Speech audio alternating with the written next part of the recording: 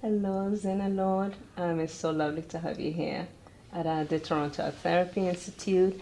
My name is Kate Moo King-Curtis. I'm a student here at TADI. So I have Zena here today to talk a bit about her expressive arts therapy practice. And I would like for you to tell us a bit about your work in expressive arts therapy and things that you feel most excited about or most meaningful about it at the moment. So I think it's like a two-part. A two-part, yeah. Well, I just want to say thank you for inviting me, Kate. And it's an honor to share some of my knowledge from over the years. So the first part, my work in expressive art and therapy. A lot of my work over the years was sort of a lot of community based, so a lot with groups, and it was like I would also do there would be performances after. So if I did spoken word, there would be like some sort of open mic and performance, or there would be exhibitions if there was a painting sort of series of things, or one we made CDs of people's doing spoken word and stuff, and or books. We made books out of whatever happened in that session. I remember doing that with some refugee women that came to Canada. We made a book on their coming and belonging into Toronto and stuff. So a lot of it sort of comes together as something to present, and which is a little different than maybe a lot of expressive art therapists. I went to the Create Institute, but I can say for my own taking that program, the performances that we had maybe twice a year or something were the best thing that I really sort of hooked into and felt like really seen, and it actually gave me a step into doing more of what I do as now as a performance artist and stuff. So I felt really seen and held in that environment to try something that was very vulnerable and daring. So that's kind of how my work with individuals sort of continued. And the other part, the work I'm doing now. So I retired for a few years now, but I still do get asked to do programs and stuff. For how long have you been Retired? or just like practicing? Well, I've been in social services for over 35 years, and then I went into, I took expressive art therapy in 2003, graduating in 2006. Wow. So then I started practicing it just with clients and stuff, and whatever I had to do, I started using those tools at that point. I also went into, so being part artist, and I would use my art, like I'd get grants to go into schools to teach kids, because you couldn't apply for an expressive art therapy to get funding. But if I applied as an artist, then I got grants, and then I'd go in and do expressive art therapy with them. And it was like, so that was like really, because, I just came out and I thought how do I use this practice? What am I going to do with this? And so that's how I still kind of did the work that I did before, but now I started to have a lens, more of an expressive art therapy lens. Right. Got the kids out of their desks. We sat in a circle on the ground. We did things like that. So, and so the work I'm doing now, I'm doing actually a lot of work with seniors, just like performing for seniors, and working with other seniors that are still trying to be vibrant and telling their stories in varying ways and stuff. And I still get called to do like certain workshops and stuff from people, but mostly it's my own stuff. And right now I'm, really seeing how important that whole practice was, now that I have time to center and do it for my own self. It's very interesting how you mentioned, when you were going to school, those two performances. So that really resonated, that got you out of that shell. Right. Being seen, but also just the way of expressing. That's what you leaned into to do your practice after Yeah. because it was just so powerful to you. So you knew that you can conduct or facilitate that leaning in. Right. And also it's interesting that the way you facilitated expressive arts therapy is through the artist, Yes. you know, part of it. So it's just like how you were able to maneuver those kind of like portals Yeah. or like loopholes to facilitate your work Yeah. in communities. Yeah, that's well put. Yeah. Yeah. No, it's that's- beautiful. It's interesting. fascinating. Yeah. Like how you had to find a way to Well, I make wanted- it. And I wanted to reach be people. interesting Yeah. for me too. So I mean, it was maybe part selfish. It's like, well, I'm working with people. I want it to be fun. I want it to be Right. alive. I want to be there. So what's interesting and fun for me, and Right. what have I gotten up? Let me Like it help would see. reverberate, Yeah, let's see yes. how you can do with this, Yes. this stuff and tools or whatever. And Yeah. The next thing I wanted to ask you was like, what brings you to the field? Like, I know you touched up on it, but what made you go from, you know, like you mentioned, like social services to like expressive arts therapy? Like, how did you connect those two? Again, I was like working. I remember working in a women's shelter. I was working with children, and you know, you go into the playroom, and it's just like, you know, play. This is before I took, you know, just my own like social service. I actually had an education degree in phys ed and special education, and you know, and it was just like, oh gosh, right? And the kids would always be fighting. You know, they were from broken. It was women's shelter. And one day I said, man, can you just play with each other? And they're, we don't know how. Wow. I was like, what? I was like, whoa. So then I started teaching kids how to play. I said, well, we can play school, we can play house, I don't know. We can, you know, we started building forts and spaceships and I thought, okay, this is valuable stuff and I'm having fun and I would like to know more that I can do it, not just doing it, but maybe have, you know, more tools and more way of, you know, helping people more with this than just like, oh, we're doing this, but having a more, you know, intention behind it. So yeah, that's it. And there was at that time there was a person that was a shelter worker, and they had taken the course or were taking the course, and they told me about it, and I was like, really? This exists? Something? I said, okay, I'm gonna try that. I don't know. So, you know, like you saw it, you know, when you were like involved with the kids, you saw like, I have to facilitate something for them because they have no idea how to. Yeah. And it's just like, you just decided to take that formal way and make it work. Yeah.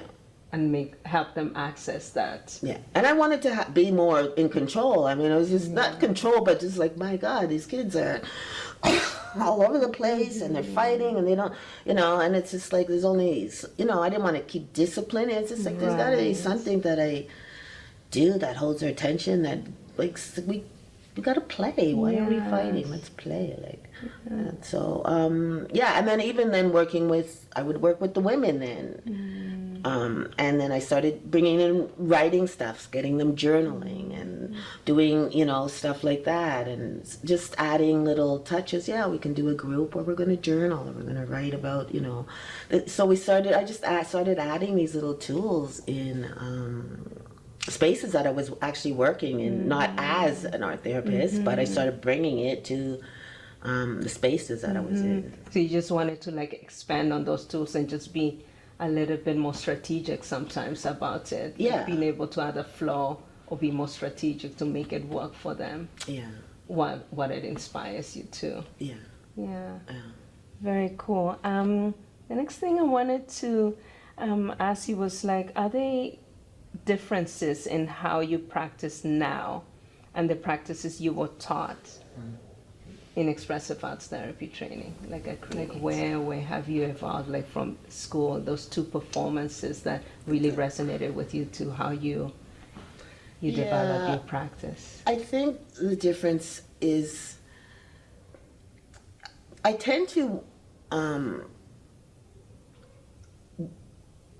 give people tools of the craft or the art form which is not necessarily something that's done. Like, so if we're painting, I will show people, how do you mix paint? How can you use this brush to make a stroke if you want something? So I will in poetry, I might think, well, rhyme and repetition might be a good thing, or metaphor. I start teaching some of the tools because, and this didn't happen there, but I just found that people could then take it for their own and go with it more. And it's like, I'm not going to be giving you this all for many years of this. This is maybe an 8-week thing, or I might be there for 2 or 3 months or something. And these are tools now that you have that can go, because you may never get this opportunity again. So I don't know, I tended to always want to give tools, and that wasn't something that really, and I tend to demonstrate more, which was not necessarily. So things like when I did poetry and spoken word, to get people to actually get up and let's hear your voice, and I gave them mics, which is amplifying their voice. I would demonstrate some of my stuff, which put myself in a vulnerable position. But when they saw me do that, they were able to now do it. I didn't just say, let's do this, or who's going to come up next, or who wants to take. It's like, okay, I'm going to posture some of this. I'm vulnerable. It was nervous for me. I know what, And then that's not something that's really done. So I guess, yeah. It was like you wanted to teach them the language for them to express themselves in that language, not just like express and see where it goes. Yeah, if you like this language, here's some tools that you may explore more with it. And take it with you. Nobody can take that away from you. And a quick story though, I met this woman the other day, and it was like, this is so perfect, because I was thinking, man, this is a story I can tell. But I was in the drugstore, and she was like, she saw me, and I couldn't remember, because about 10 years ago I worked with them. And she looked at me and she said, peanut butter. And I'm like, what? It's peanut butter. And then later I realized she said, oh, I put African drumming on my resume, because I taught them African drumming. So she was like, and there was a rhythm that was like, I like peanut butter, I like jam. And she remembered that rhythm. And then she said to me, you know what? She says, I become an avid painter, and I have so much paintings, and I'm going to have an art show one day. And I said, wow, that's fantastic. I said, we're going to have to get you. I thought, this is maybe something. I go back to all these old people. Let's get your own art show happening or something. Let's do this. But she was doing that. And I thought, that's, like, she never painted before. And then when I did sessions with them and stuff. It's so lovely that these, like, former clients or whatever you want to call them, they're, like, following up with you organically. Yeah. Saying, like, what you gave us has gone way beyond that one session, and look how it's expanded in my life. Yeah. It's like almost like showing you that it's like, look what it has brought into me, like to express myself in different ways that I didn't know I had. Yeah, I met several clients like that. I seem to always just run into these people, but telling me that how much they've expanded and taken it to another place. And so I think, okay, good. That is beautiful. It's part of maybe what I'm supposed to do. So it's great that you followed your instinct of doing that for it to hopefully be used beyond that session. Yeah. Okay, so I wanted to just find out from you, like, what ways can expressive arts therapy or art therapy support Black communities? From like your experiences. I think a lot of Black communities and organizations maybe don't know so much about expressive art therapy, even therapy at some points. So maybe introductions of these into different organizations, and having people have firsthand experience going through some of that, maybe even like the social workers in that place, or who's ever working with clients, just giving them some background that they may have an expressive art therapist come in and start, seeing some of the tools in maybe different ways, but bringing that idea maybe to the forefront of, their minds of different ways that they can work with clients and have that happen. Last year I met someone that with Toronto neighborhood and they work in a predominantly racial neighborhood. They asked me to come in as an art therapist, and they didn't know art therapy. But I met this person during a puppet workshop they were taking, and they were in social services. And I said, I do art therapy and stuff. And then she said, you need to come in. We're doing this program, Power of the Arts, they called it. And they were having artists come in. And so I came in I said, I can do drumming or something. And I came in as an artist, but then with that, I said, I'll, do some expressive art therapy. So they started to see what different things they were. And then again, this year they asked me to come back. But that was a hookup because we were both artists in a different thing. And a lot of those things is that maybe I do get into organizations through being an artist. Right. And maybe hooking up with artists in the community, Black artists that work in community centers or in libraries. Maybe that would be a way of bringing expressive art therapy more, with the sort of umbrella of an artist, but with the, intention of an art therapist coming in to, help heal and stuff and show different ways of bringing art to the community, more accessible. When I listen to you just to answer that question, it makes me think of how much of our, diverse ancestors healed and expressed themselves through the arts, or arts as in creative forms, through dance and all that, right? Painting patterns, fabrics and whatnot, so much symbolism. And, being here, Turtle Island, or in whatever communities, the word therapy is stigmatized. So you have to eliminate that.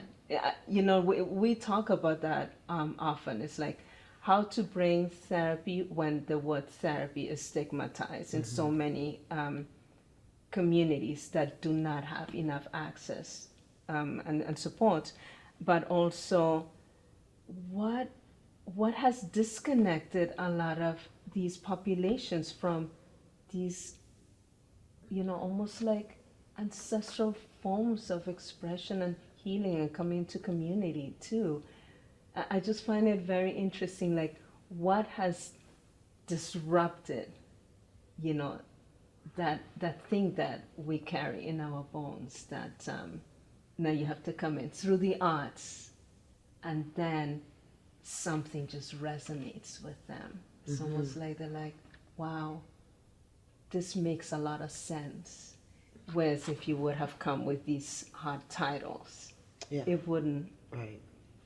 There would have been, resistance to it. I just find it very interesting. Right. Lack of knowledge, probably, or understanding of what that might be, and but I don't know. I work with a lot of Black youth and stuff, and they have this they may be all vibrant outside, on the bus, but then when you get them alone and have them they're very shy and very scared and very this thing, but in a group they're and people think whatever. But I remember working with this girl, and she beautiful artwork, and I'd come back and then she had painted over it, and I'm like, what happened? I said, you don't want to people to see how good you are? And Jesus was so that being seen and even in a positive way is hard to put one's, I think, self out there. I think there's a lot of, I felt that too as my own self, but I think there's a lot about that too. That being noticed and seen, but in a good way. Yet they want to be noticed and seen because they're out there. But it's I don't know if you heard that group Rise. Yes. Well, that's like a great example of, I think that started through the shelter system and stuff. And now it's like really taken off to like educating and like they've really, yeah. And that is, you know, being seen, but in a positive way. You have something to say. So they work with these kids to help them, you know, develop themselves, be whatever, be out there, be. So I think there's a lot said about that too. It's just helping to develop That that. is very interesting. So, what do you feel are the shifts or movements needed in the like expressive arts therapy training and professional community to better serve and support Black communities? If you were to go back to your training, or if you were to talk to professionals, what things would you say about that? Just based on what you've experienced, what you've had to learn along the way from clients, from what you see, like, okay, there's a gap there. They need this. I need to show this. I'll come through being an artist or whatnot. I think I felt that there was like a lack of like a spiritual, something spiritual involvement in it, like, you know, and also just maybe like even ancestral nature, those things, like humor. I use a lot of humor in my work. So I don't know, things maybe from the heart more, so that it wasn't necessarily so clinical, but let's come from like real, more real. I'm not the expert.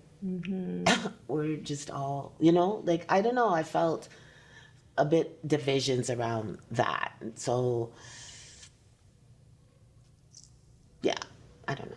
So if you were to bring like a community of other expressive art therapists, say like BIPOC, you know, like from your experience, because you've been practicing for a long time, you've seen a lot of like evolutions and whatnot.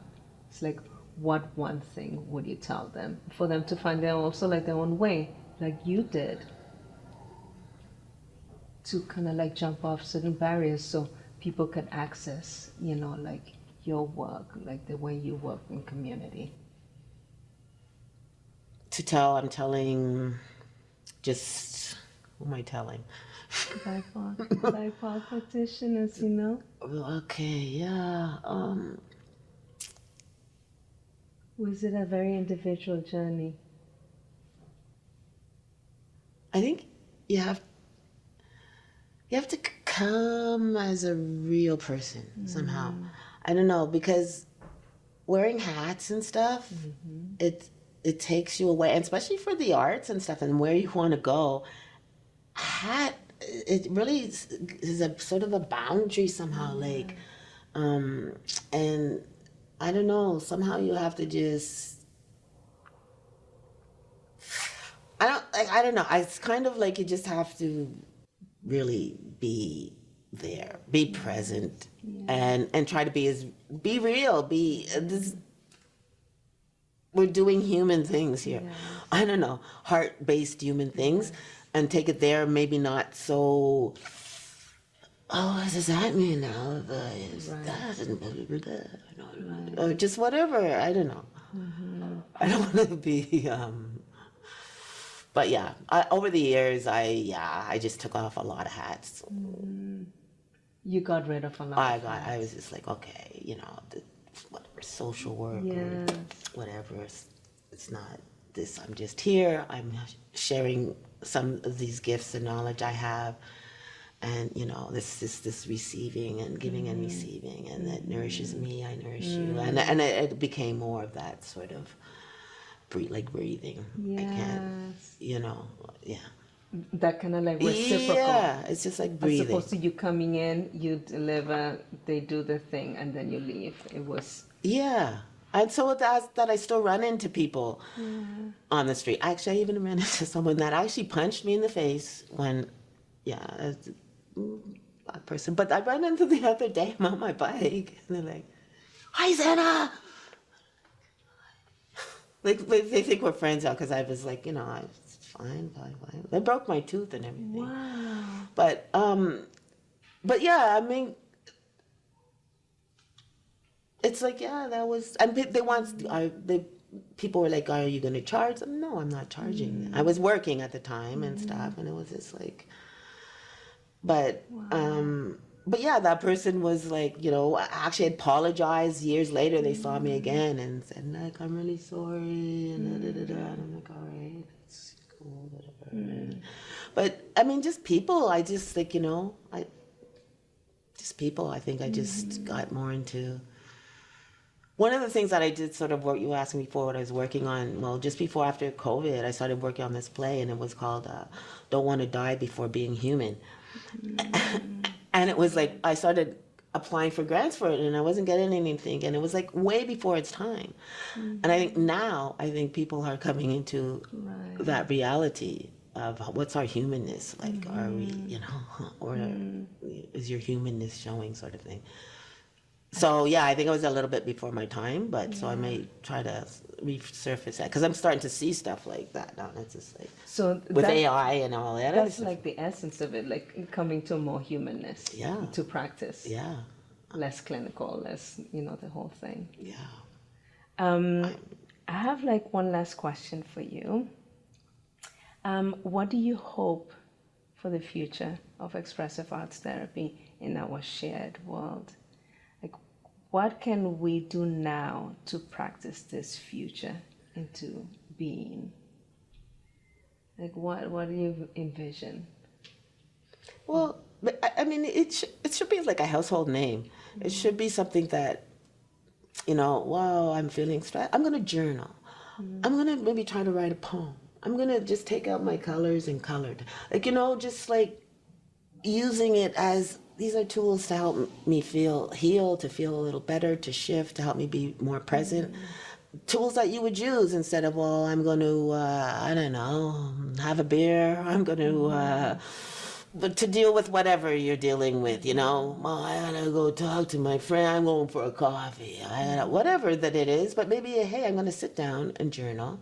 I'm going to get out these colors here, and I'm just going to start playing around with the shades and see what happens and free my mind of this whatever now and see, so maybe as just, these are just tools you do as anything you would pick up to try to help center you or have more clarity in something, be more present, give yourself more awareness. So those tools should be just very handy. Just like how kids would have all these stuff handy, right? Oh, well, you don't know what to do? Well, get your paints out or do, I don't know, build something with this. Like, why don't we all just have those little tools that we can just go for? I know, just to wrap up, you mentioned something that really resonated with me earlier, that now that you semi-retired, you have more space to do, some of your practice, but more space for yourself. You are using some of these tools that you're saying, and it's doing a lot of things for you. Yeah. Whereas, like, you facilitated that all these years now, that you're using your own medicine, like, on you. Yeah. Nobody else. You found something different. Yeah. And it's amazing, they talk about the liminal space and everything. Yeah. I actually only really felt I built a city of used pens. Like I kept collecting all these old pens, and I thought, man, I got to do something with this. And for years I had this big thing. I said, you know what, I'm going to build some sort of space city. And took months to put these pens together, and it was fantastic with lights running through. But as I was building it, this, late at night, I'd put these things, and the minutest little things were happening inside of me. These minute little things of confidence and peace and clarity, and just very subtle. And I said, wow, that's quite interesting, is it? And I said, this is what all those years they talk about in art therapy and that liminal space and what's going, and I said, this is what's happening and how, you know, and you're doing it for no reason but to do something with this. Let's see what I can create with this useless set of pens that I've been saving for years. And yeah, but I mean, but you know, that's the kind of, that's kind of how I'm guiding myself. And yeah, great things have like realizations, calmness, confidence. I mean, now I would be ready to go out and teach, but now I'm like, you know, that's I'm in another road of something else. And yeah. Anyway, thank you so much, thank you. Zena. Bless. It was so lovely, you know, to have you here and share your wisdom and your experiences. And I know you're going to inspire a lot of people because you've inspired me. No, so that's sweet. I really appreciate you being here. Thank you so much. Yeah.